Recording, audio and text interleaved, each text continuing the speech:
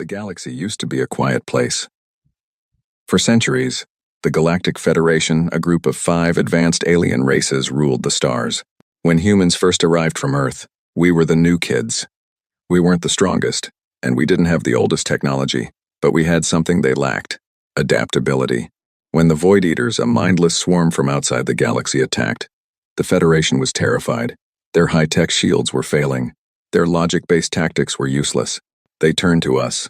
"Help us," they said. "If you fight on the front lines, we will give you a permanent seat in the High Council. We will share our energy technology with Earth." We believed them. For 5 years, human soldiers bled in the cold dark of space. We lost millions of lives. We used our primitive but effective kinetic weapons to tear through the Void Eaters. We saved their homeworlds. We saved their children. But the day the last Void Eater hive ship was destroyed, the Federation changed. The betrayal. I was standing on the bridge of the UEFS Retribution when it happened. Admiral Marcus Thorne, a man with more scars than medals, was looking at the view screen. We were expecting a celebration. Instead, we saw the Federation fleet, our allies surrounding us. The holographic projector flickered to life. It was High Counselor Varkas, a spindly blue-skinned alien from the Zool race. "Admiral Thorne," Varkas said, his voice cold and robotic. "The war is over. The threat is gone. But we have realized that humanity is too dangerous. You are too violent, too fast, and your population grows too quickly. You are a threat to the stability of this galaxy." Thorne narrowed his eyes. "What are you saying, Varkas?" "We just saved your skins." "We are saying," Varkas replied, "that your services are no longer required. All human ships must power down their engines and prepare for boarding. Your colonies will be dismantled, and your people will be relocated to a single system under our protection. If you refuse, we will fire." The trap. They didn't wait for an answer. Before Thorne could even speak, the Federation fleet opened fire. But they didn't use lasers. They used ion pulses. They knew our ships were weakened from the war. Bam! The Retribution shuddered. All the lights turned red. The hum of the engine died. "Status!" Thorne yelled. "Engines are dead, sir. Shields at 10%. The comms officer shouted. "They've sent a virus into our network. They used the repair nanites they gave us last month to sabotage our systems from the inside. They hadn't just attacked us. They had planned this for months. While we were fighting their war, they were building a cage for us. Across the sector, thousands of human transport ships and colony hubs were being seized. They took our fuel, our food supplies, and our communication arrays. They left us with nothing. They thought that without their advanced technology, we would crawl back to Earth and slowly fade away." The human response. Varkas appeared on the screen one last time. "Do not be sad, Admiral. You are lucky we let you live. But from today, the stars belong to us again. You have nothing left to fight with." The screen went black. The bridge was silent. Everyone looked at Admiral Thorne. We were drifting in space, surrounded by enemy ships that were now moving away, laughing at us. We had no fuel, no long-range comms, and no advanced Federation weapons. Thorne walked over to a small locker at the back of the bridge. He pulled out an old-fashioned, physical cigar, a luxury from Earth, and lit it. "They think we have nothing," Thorne said, the smoke curling around his head. "They think because they took our shiny toys and our plasma cores, we are beaten." He looked at the crew. His eyes weren't full of fear. They were full of a dark, burning fire. "The Federation forgot one thing about humans," Thorne whispered. "We didn't start with plasma. We started with rocks and sticks. And when someone takes our house, we don't cry. We build a bigger one and take theirs." He turned to the chief engineer. "Sarah, can we still access the emergency manual overrides, the old mechanical ones?" Tara. "Yes, sir," she said, wiping grease from her forehead. "They disabled the digital systems, but they didn't touch the old hydraulic levers. They probably don't even know what they are." "Good." Thorne smiled. It was a terrifying smile. "Call all remaining ships on the shortwave radio frequencies, the ones used in the 20th century. The aliens won't be listening there. Tell them the plan has changed." "What is the plan, sir?" I asked. Thorne looked out at the glowing lights of the Federation's rich cities in the distance. "They took our future," he said. "So, we are going to take their everything, every ship, every mine, every credit. We aren't going home. We're going shopping." That was the day the Great Reclamation began. The aliens thought they had won because they took our technology. They didn't realize that a hungry human with a wrench is much more dangerous than a soldier with a laser. The Federation made a fatal mistake.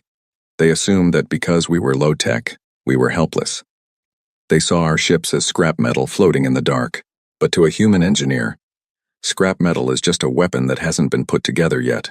The secret frequency. For 3 days, the UEFS Retribution drifted. To the alien scanners, we looked like a dead ship. But inside, the corridors were buzzing with silent energy. We weren't using the Federation's glowing blue power grids. We were using old-school copper wires and backup diesel generators. Tech so ancient, the aliens didn't even recognize the heat signatures. "Admiral," Chief Engineer Sarah whispered, "the shortwave radio is working.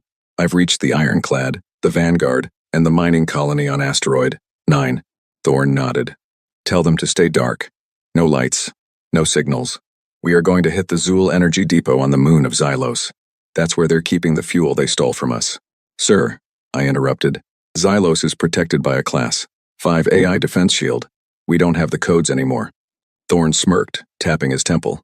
"We don't need codes. We have human viruses that no AI can calculate. The heist begins. We didn't fly to Xylos using engines. That would have alerted their sensors. Instead, we used a gravity slingshot. We turned off all power and let the gravity of a nearby gas giant pull us toward the moon. We were a 50,000-ton ghost falling through the sky. As we approached the depot, the massive alien structure came into view. It was a beautiful tower of glass and light, filled with millions of gallons of star fuel. "Now!" Thorne shouted. "We didn't fire lasers. We fired harpoons." Massive, heavy steel cables with magnetic tips. Clang, clang, clang. The harpoons pierced the glass walls of the depot. The Federation's AI was confused. It was programmed to block energy beams and hacking attempts. It didn't know how to react to a giant piece of sharpened metal hitting it.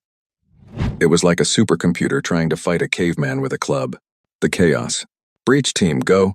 I led the squad. We didn't wear fancy light armor. We wore heavy, thick, lead-lined suits.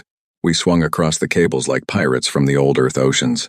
When we hit the glass, we used thermite, a simple chemical mixture, to melt through their indestructible shields.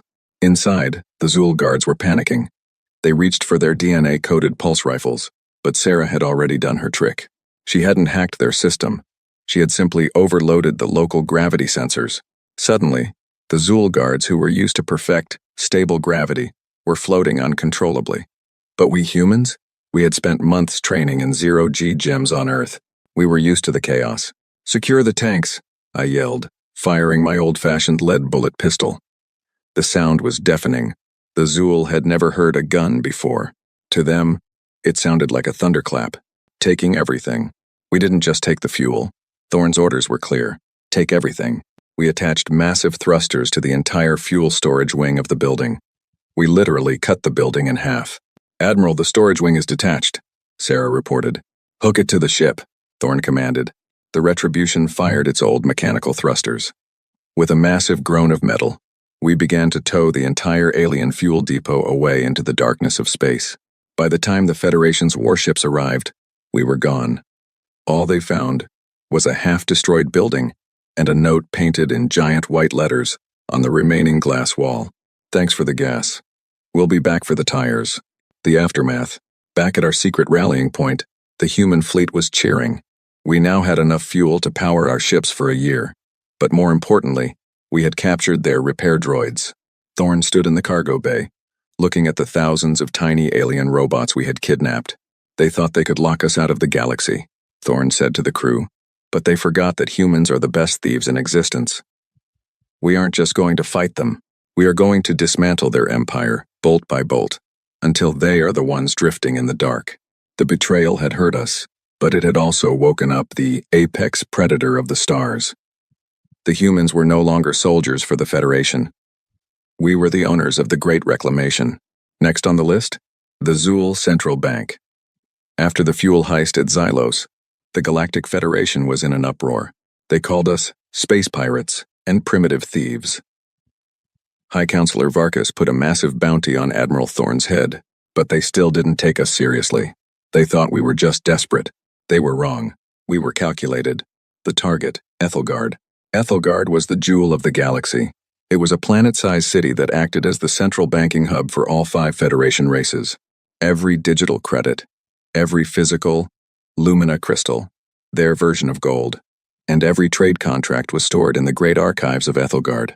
If we take the crystals, we can buy any weapon we want from the black market dealers in the Outer Rim, Admiral Thorne explained to the commanders of the human fleet. But if we take the data, we own their history. The low-tech Trojan horse. The Federation's security was legendary. They had life sign scanners that could detect a single heartbeat from orbit. They had logic gates that could block any AI-driven hack. So, we didn't use a ship. And we didn't use an AI. We used a comet. We found a massive ice comet heading toward Ethelgard's sun. We hollowed out the center of it and stuffed it with 50 of our best infiltrators, led by me. We turned off every single electronic device. We sat in the freezing dark, breathing through old-school oxygen tanks, for 12 hours as the comet drifted past the planet's orbital defenses. The Federation scanners saw the comet. Their AI labeled it as natural space debris. They didn't even look twice. When the comet entered the upper atmosphere, we hatched. The drop, we ejected from the ice shell in wingsuits, simple fabric suits that allowed us to glide through the air without engines. No heat signature. No radar footprint. We looked like giant birds falling from the stars. We landed on the roof of the central bank at midnight. Thermal charges ready, Sarah whispered over a wired headset, no radio waves for them to track. Pfft, crack. The roof didn't blow up. It melted. We dropped into the main vault chamber. It was beautiful. Rows upon rows of glowing blue Lumina crystals, worth trillions. But we weren't there for the shiny rocks. The data ghost. While the team started loading crystals into vacuum bags, I ran to the central core. This was the heart of the Federation's economy. I didn't try to hack it. You can't hack a Zool core with a human laptop. Instead, I pulled out a magnetic pulse induction coil, a device that creates a massive, localized magnetic field. Sarah, start the mirror program, I commanded. We weren't stealing the data by downloading it. We were using the magnets to print a physical copy of the server's magnetic state onto a blank lead plate. It was like taking a giant stamp of the entire bank's memory. Suddenly, the alarms screamed. The Zool Guard's tall, 4-armed aliens with glowing stun staffs burst into the room. Human scum, the leader yelled. Drop the crystals and die. The human trick. I looked at the guard and smiled. We aren't here for the crystals, buddy. I hit the eject button on my belt. Suddenly, the entire bank floor began to vibrate. We hadn't just come to steal. We had brought a gift. Outside, on the street level, the human mining ships, the ones the Federation thought were scrap, had attached massive industrial magnets to the building's foundations. Rumble, crash. The entire vault floor, 10 floors of solid metal, was ripped downward, falling into the sewer tunnels we had spent 2 days digging with industrial lasers. The Zool Guards fell with us, screaming as they lost their balance. We used our magnetic boots to stay upright. In the darkness of the tunnels, our night vision goggles gave us the advantage. Pop, pop, pop. Our silenced pistols took them down before they could even see us. The Great Disappearance. By the time the Federation police reached the sewers, we were gone. We had loaded the vault floor onto a massive underground maglev train, an old piece of infrastructure the Zool had abandoned centuries ago. We didn't just take their money. We took the property deeds. The next morning, High Counselor Varkas woke up to a galaxy-wide broadcast. It wasn't a threat. It was a legal notice. Admiral Thorne appeared on every screen in the Federation. He was holding a glass of wine and a stack of digital papers. Attention, citizens of the Federation, Thorne said calmly. According to your own laws, Section 4, Article 9, the owner of the physical, original deed owns the land. And well, I'm currently holding the deeds to your 3 biggest mining planets, 2 sun collectors, and the High Counselor's private summer villa. He took a sip of his wine. Technically, you're all trespassing on human property now. You have 24 hours to pay rent, in the form of military tech and warships. Or we start the evictions. The Federation had betrayed us to save their power. Now, they were realizing that in a galaxy run by laws and money, the humans had just become the ultimate landlords. High Counselor Varkas made a televised speech. The human landlords are a joke, he sneered. We do not pay rent to monkeys. We pay in fire. He sent 20 Zool dreadnoughts, massive, sleek ships that could crack a planet's crust to the human rallying point near the Oort cloud. They arrived with their shields at 100% and their plasma cannons glowing red. The silent trap. When the Federation fleet arrived, they found nothing. No human ships, no stations, just empty space. Scan for heat signatures, the Zool Admiral commanded. Nothing, sir, the technician replied. Wait, I'm picking up thousands of tiny signals. They look like frozen water? The Federation's advanced sensors ignored them. To their AI, it was just space ice. But inside those blocks of ice were human saboteurs. We had covered our small boarding pods in layers of frozen CO2 and ice to match the temperature of deep space. We were invisible to their high-tech thermal cameras. The cold boarding. As the massive dreadnoughts drifted through the ice field, we fired small compressed air thrusters. No fire, no heat, just a puff of cold air to push us toward the enemy hulls. Thump. I was in Pod 7. We hit the side of the Zool flagship, the Star Crusher. We didn't use drills. Drills make noise and vibration. Instead, we used gallium liquid. We poured the liquid onto their indestructible aluminum alloy hull. In minutes, the metal became as brittle as a dry cracker. Crunch. We snapped a hole in the ship and climbed inside. Chaos in the corridors. The Zool were prepared for a space battle, not a hallway fight. Their ships were designed for long-range laser duels. The corridors were wide and built for comfort, not defense. We burst through the vents. We weren't using energy shields. We were using flashbangs and smoke grenades. I can't see. My sensors are blinded. A Zool guard screamed as the thick gray smoke filled the deck. To an alien who relies on visual augmentation, smoke is a nightmare. To a human who grew up playing hide-and-seek in the dark, it's home. We moved like shadows. Using simple stun batons and zip ties, we neutralized the crew deck by deck. We didn't want to kill them. Dead pilots can't teach you how to fly. The hijack. On the bridge, the Zool Admiral was frantically hitting buttons. Override. Lock the engines. Self-destruct. Too late, pal. Admiral Thorne's voice came over the ship's own intercom. Thorne hadn't boarded a ship. He was sitting in an old human, ham radio room on an asteroid. But he had Sarah. Sarah had found a backdoor. She hadn't hacked the Zool computer. She had hacked the maintenance droids we stole in Part 2. Thousands of those little robots were now crawling inside the Star Crusher's computer brain, physically pulling out wires and rerouting them to a human-made control box we had brought with us. Admiral, I called out into my radio. The bridge is ours. The Star Crusher is now a human ship. The Grand Theft Starship. Across the fleet, the same thing was happening. One by one, the glowing blue lights of the Federation dreadnoughts turned human orange. The Zool pilots were forced into escape pods and launched back toward their homeworld. They watched, crying in shame, as their own invincible fleet turned around and warped away. The message. An hour later, Varkas received a ping on his private terminal. It was a video from Admiral Thorne, sitting in the captain's chair of the Federation's own flagship. Varkas, Thorne said, leaning back comfortably. You said you'd pay in fire.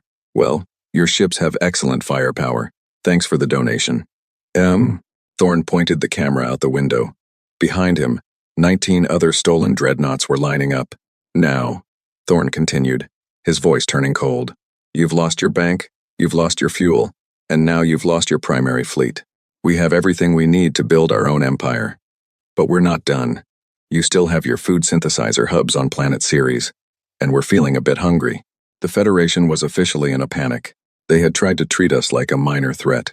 Now, they were realizing that they hadn't just betrayed an ally, they had accidentally built and funded the most dangerous army in the galaxy. In the galaxy, nobody farms anymore. The Federation races the Zool, the Xylos, and the Krill rely entirely on molecular food synthesizers. These massive machines, located on the garden planet Ceres 2, turn raw energy and basic minerals into steak, fruit, and nutrient pastes. If we control Ceres 2, High Counselor Varkas told his remaining generals, the humans will have to beg for a biscuit. They can steal our ships, but they cannot eat metal. He was right about one thing. We were hungry. But he was wrong about how we would get our dinner. The dirty tactic. We didn't send our newly stolen dreadnoughts to Ceres 2. That would have been too obvious. Instead, we used our old Earth trash. During the Void Eater War, humanity had thousands of garbage barges, huge, ugly ships used to haul waste away from the front lines. The Federation ignored them. To them, garbage was invisible. Inside those barges, we hadn't stored trash. We had stored earth soil and insects. The biological strike. We didn't drop bombs on Series 2, we dropped ecopods. As the garbage barges flew over the vast synthesizer fields of the planet, we released millions of tiny, genetically modified earth locusts and a fast-growing earthweed known as kudzu. Admiral, I reported from the surface of the planet, hidden in a forest of alien purple trees. The green menace has been released. Within hours, the alien synthesizers began to choke. These machines were designed to work in sterile environments. They couldn't handle the messy biology of Earth. The vines grew into the cooling vents. The locusts crawled into the circuitry. The Federation's perfect food machines began to grind to a halt. The service call. The Zool scientists panicked. They didn't know how to deal with pests. They had lived in clean labs for thousands of years. Suddenly, a signal broadcasted across the planet's comms. It was Sarah, pretending to be an automated Federation repair service. Attention Series 2 hub. Her voice was disguised by a modulator. Biohazard detected. Please evacuate all personnel to the safety bunkers. We are sending the cleaning drones to sanitize the facility. The terrified Zool workers fled. They didn't check IDs. They just ran. The takeover. The cleaning drones were actually human engineering teams in white hazmat suits. We walked right through the front gates of the galaxy's largest food factory. Look at this, Sarah said, pointing to the massive central processor. They have enough protein stored here to feed Earth for a century. And the best part? They've encrypted the food recipes, but they left the bioprints open. We didn't just steal the food. We did something much worse for the Federation. We reprogrammed the synthesizers. The bitter taste of defeat. 24 hours later, the Federation army arrived to take back the planet. We were already gone, vanishing into the clouds in our barges. Varkas ordered the synthesizers to be restarted immediately. Feed the troops, he commanded. I want them ready to hunt the humans. The machines hummed. The first batch of food came out. It looked like the usual Zool delicacies, but when the High Counselor took a bite of his favorite xylo fruit, he immediately spat it out, gagging. What is this? He screamed. Every single machine on the planet, the only source of food for trillions of aliens, had been locked into a single setting. No matter what button you pressed, the machines only produced one thing: human, Marmite, and ghost pepper sauce. It was edible, but to the sensitive taste buds of the aliens, it was like eating liquid fire mixed with salty tar. The hostage situation. A message appeared on the High Counselor's screen. It was Admiral Thorne, eating a very juicy, perfectly synthesized Earth-style apple. Hey Varkas, Thorne said, wiping his mouth. I heard the new menu is a bit spicy. Don't worry, we kept the sweet and savory codes for ourselves. If you want your taste buds back, you're going to have to give us the navigation charts for the Great Nebula. Thorne took another bite. Or you can get used to the spice. I hear it's great for the sinuses. The Federation was now hungry, angry, and humiliated. We had taken their fuel, their money, their ships, and now we had taken their very ability to enjoy a meal. Humanity wasn't just winning the war. We were making the Federation regret they ever met us. The Federation High Command was in a state of emergency. High Counselor Varkas was trying to organize a Grand Alliance meeting. He needed to talk to the kings and leaders of the other 4 races to convince them to launch a final, desperate attack on Earth. Use the subspace array, Varkas ordered. Send an encrypted priority signal. Tell them we meet at the neutral zone in 2 cycles. The weakness of light. The Federation's communication system was beautiful. It used pulses of light sent through artificial wormholes. It was nearly instantaneous. But because it was so advanced, it was incredibly fragile. It relied on sync stations, massive satellites that kept the light pulses timed perfectly. Admiral, Sarah said, pointing at a holographic map of the galaxy. If we take out those 3 sync stations, the entire Federation goes dark. They won't even be able to send a text message to the next room. We aren't going to destroy them, Thorne said, sharpening a small combat knife. If we destroy them, they'll just build new ones. We're going to reroute them. Operation Echo. We didn't use our stolen dreadnoughts for this. Instead, we used tugbolts. Small, powerful engines usually used to move space debris. We painted them matte black so they wouldn't reflect any light.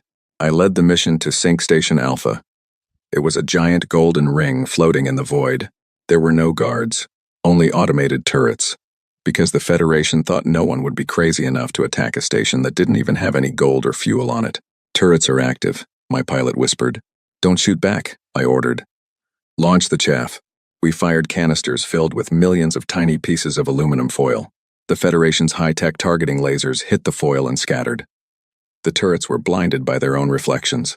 It was a $5 solution to a $500 million defense system. The hijack. We landed on the station, and Sarah plugged in a device we called the human filter. We didn't stop the Federation's messages. We let them through, but we added a delay. Every message sent by Varkas was now being intercepted by our ship, edited by a human team, and then sent back out. The chaos begins.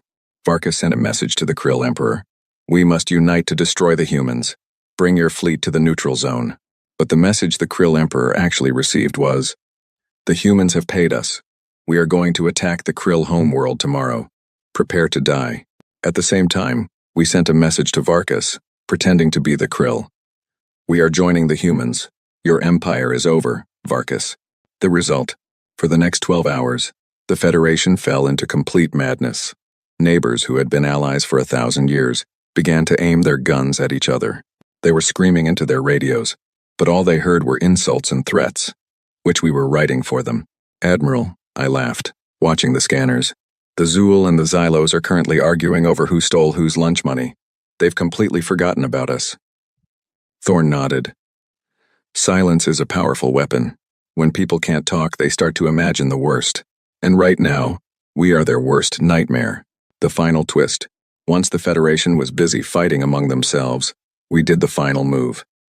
We didn't just edit their messages, we stole their identity keys.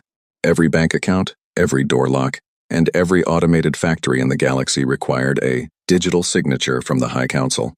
By hijacking the sync stations, we now had those signatures. Varkas tried to log into his personal terminal to call for help. A message popped up on his screen. Error. Identity not recognized. This terminal now belongs to the Human Reclamation Front. Please enter your password to continue. Hint. Your password has been changed to We Are Sorry Humans, 123. The High Counselor sat in his dark office, realized his lights were turned off, his bank was empty, his ships were gone, and now, he couldn't even prove who he was. Humanity had turned the entire galaxy into a giant prank call, and the Federation was the punchline. The High Council of the Federation kept their most prized possessions in the Vault of Ages on the planet Primus. This wasn't a bank for money, it was a bank for legacy. It held the original crowns of ancient kings, the first blueprints of their warp engines, and the soul cores of their ancestors, digital memories of their greatest leaders.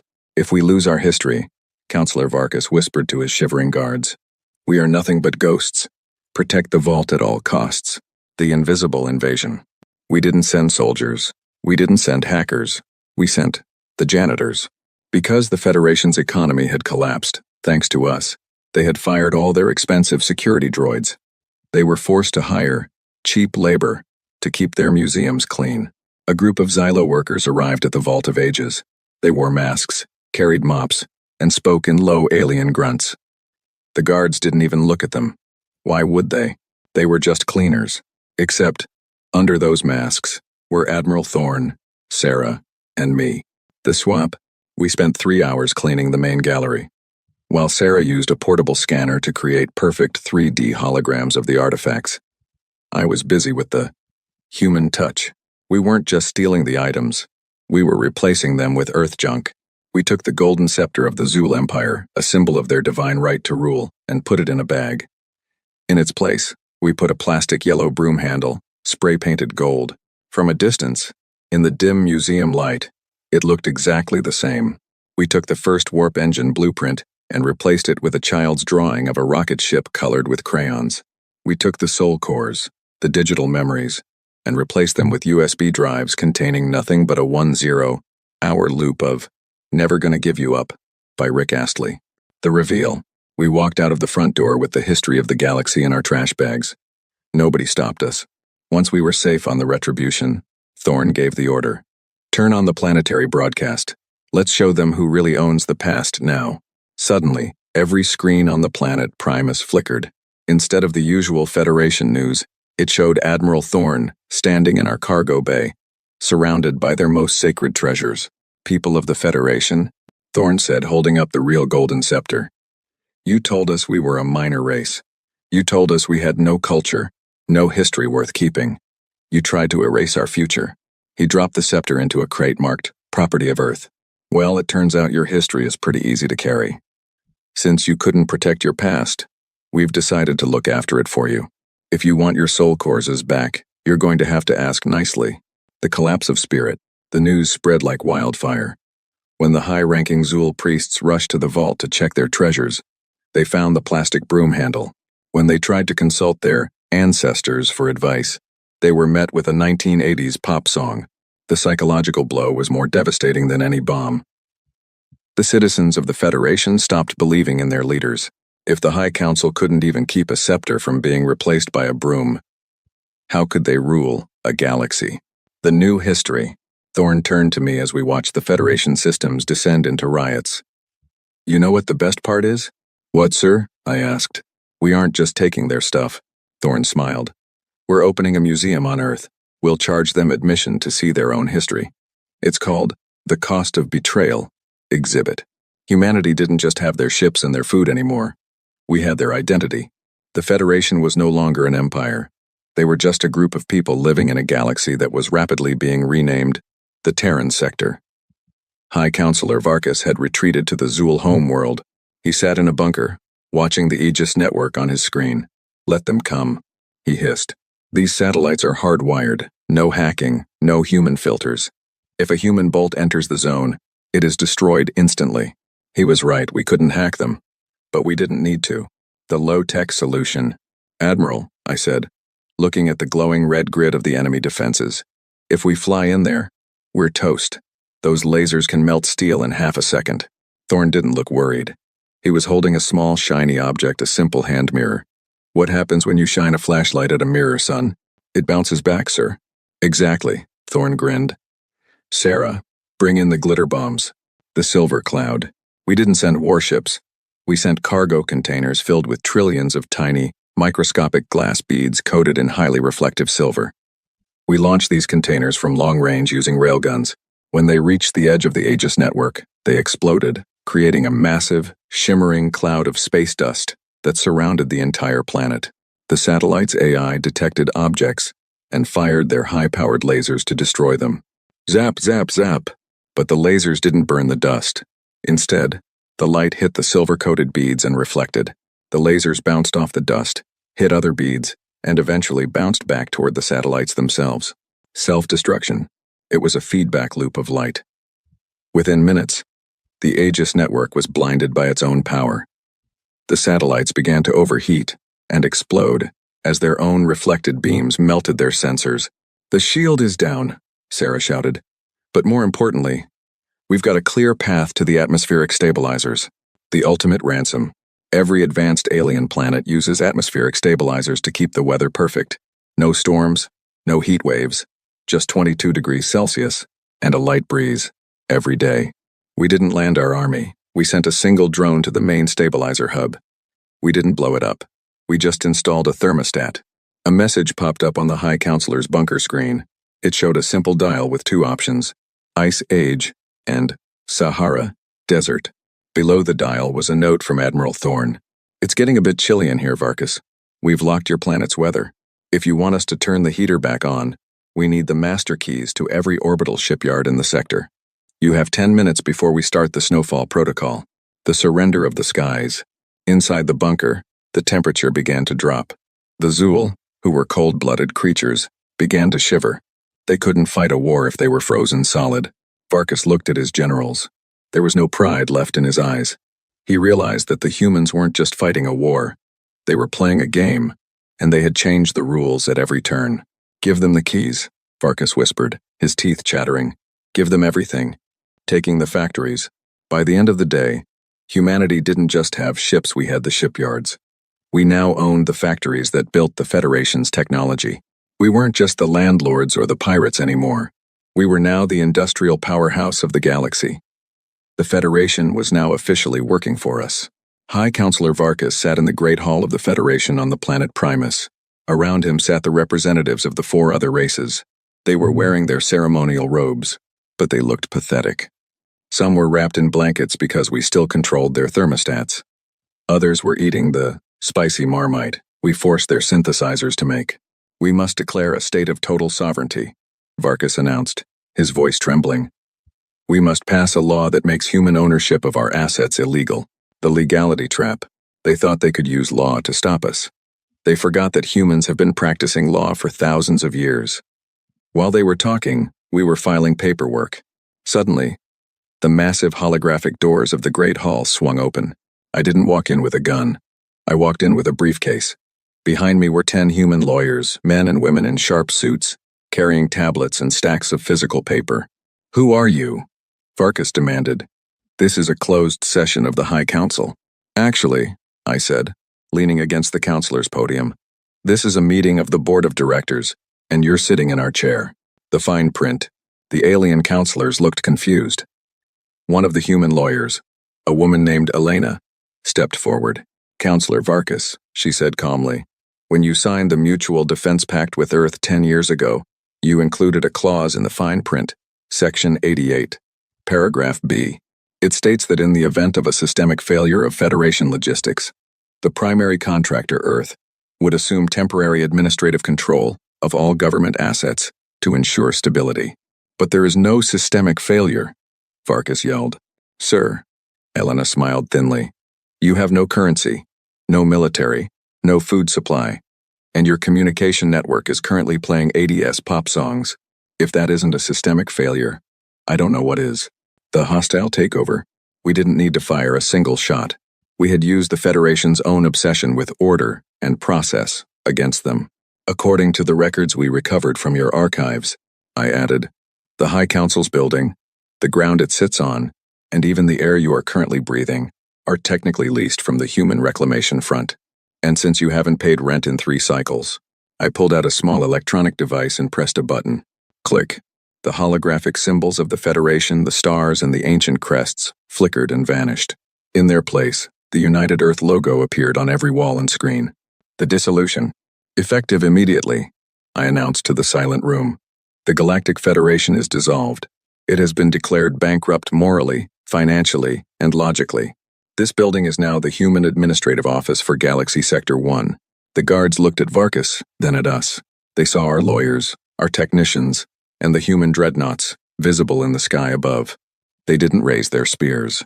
They simply laid them on the floor and walked out. Varkas slumped into his chair. You took everything, he whispered. You didn't just kill us. You erased us. No, I corrected him. We didn't erase you. We just put you under new management. You're still here. You just don't own the chair you're sitting in anymore. The new order. By sunset, the High Council was gone. The leaders were given small apartments and pension plans, paid in our new currency. The galaxy didn't collapse into chaos. In fact, things started running better. The ships moved on time, the food was distributed fairly, and for the first time in centuries, there was no High Council taking a cut of everyone's hard work. Humanity was no longer a member of the galaxy. We were the owners. But there was one final thing left to do. We had the power. We had the assets. Now, we had to decide what to do with the betrayers themselves. The galaxy was quiet. For the first time in 1,000 years, there were no border disputes, no trade wars, and no secret alliances. Why? Because you can't argue with the person who owns your oxygen, your bank, and your history. The final meeting. Admiral Thorne stood on the balcony of the former High Council building on Primus. Below him, the city was bustling. Human engineers were working alongside Zool workers to repair the infrastructure. But today was a special day. Today was the day of audit. Varkas, the former High Counselor, was brought to the balcony. He wasn't in chains. He was wearing a simple, clean suit. He looked older, tired, but safe. Look at them, Thorne said, pointing to the streets. They're actually happy. The Krill are trading with the Xylos again. No more political taxes or galactic fees. Just honest work. I did. Varkas sighed. You took our pride, Thorne. You made us beggars in our own homes. No, Thorne turned to face him. We took your greed. We made you realize that being advanced doesn't mean you get to step on the new kids. We were your allies, Varkas. We bled for you, and you tried to throw us away like trash. The sentence. So, Varkas asked, looking at the human fleet patrolling the skies. What is our final fate? Are you going to exile us to the dead moons, Or are you going to use us as labor? Thorn laughed. It wasn't a cruel laugh. It was the laugh of a man who had already won the ultimate game. We're humans, Varkas. We don't like keeping slaves, it's too much paperwork. And we don't like exile, it's a waste of talent. No, your sentence is much worse. Thorn handed Varkas a digital tablet. From today, the Zul homeworld is being rebranded. It is now a nature preserve and tourist destination. You and your people will stay here. You will manage the forests, you will protect the wildlife, and you will host the millions of humans who want to come here for vacation. Varkas blinked. You're making us tour guides? I'm making you responsible, Thorn corrected. You wanted to be the masters of the galaxy. Now you can be the masters of this one garden. We've taken all your weapons, all your warships, and all your high-tech labs. We've moved them to Earth, the capital of the stars. As Thorn spoke, a massive shadow covered the city. It wasn't an alien ship. It was the UEFS Legacy, the first ship built entirely in the captured Federation shipyards, using human imagination and alien physics. Earth was no longer a minor planet. It was the central bank, the central armory, and the central library of the known universe. All roads, or rather, all warp gates, now led to Earth. We took everything from you, Thorn continued, so that we could give the galaxy a fresh start, a human start. We've turned your empire into a community. And the best part? We're charging a 5% service fee for everything. We are humans after all. The human spirit. I stood behind the Admiral, looking out at the stars. I remembered how we felt when they betrayed us. We felt small. We felt alone. We felt like the galaxy was a cold, dark place. But we didn't stay small. We grew. We adapted. We stole. We hacked. We bargained. And we fought until the cold dark belonged to us. Admiral, I said, the first transport of Earth students has arrived. They're here to study the ancient alien ruins in the museum. Thorn smiled and lit his cigar. Tell them to enjoy the tour. And remind them, if they see a blue-skinned guy named Varkas, they should tip him well. He's had a very long year. The legacy. The story of the human reclamation became a legend that lasted for 10,000 years. It was a story told to every alien child. Never betray a human, because they won't just fight you. They won't just beat you. They will take your house, your car, your lunch, and your history, and then they'll hire you to keep the grass cut. The galaxy was finally at peace. And for the first time, it was a human peace.